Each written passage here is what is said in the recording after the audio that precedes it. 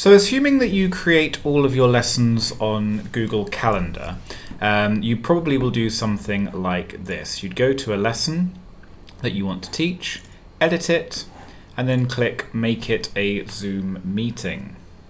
The easiest way when you're creating these is then to save it, and assuming that you set up your calendar as recurring events, then you can save it for this and following events, and then hit OK. So if you've been doing that, then hopefully your meeting links should be the same for all of your Google Classroom meetings. So when you click on these, for each individual class, you should see the same Zoom link each week. If you see a different link for each lesson, so see here I've got one 13A lesson and another 13A lesson. If you're seeing different links here, so this one the link is 990296888. When I look at this one, I also see 990298888. If you see different links each week, it's probably a good idea to set up your calendar with recurring events. So you can double click on it and then make sure that you're doing it weekly on a Wednesday. Then I'm going to copy and paste my meeting link into every meeting with the same class.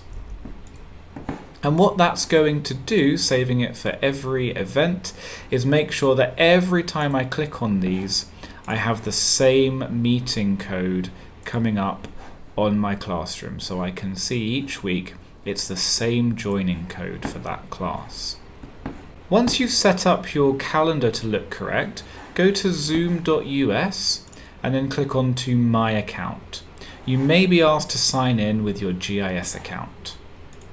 You then want to go to Meetings and look here at your upcoming meetings.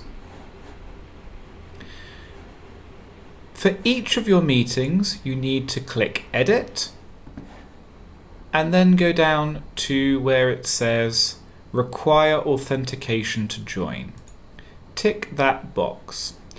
Now you could just leave it set as it is, but I recommend then clicking Edit and removing everything apart from gardenschool.edu.my.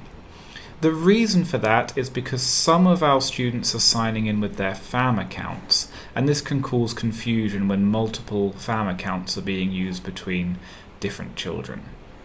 Once you've clicked Save, your meeting is now authenticated, so you can see so you can make sure that only students with a GIS login are able to join your meetings.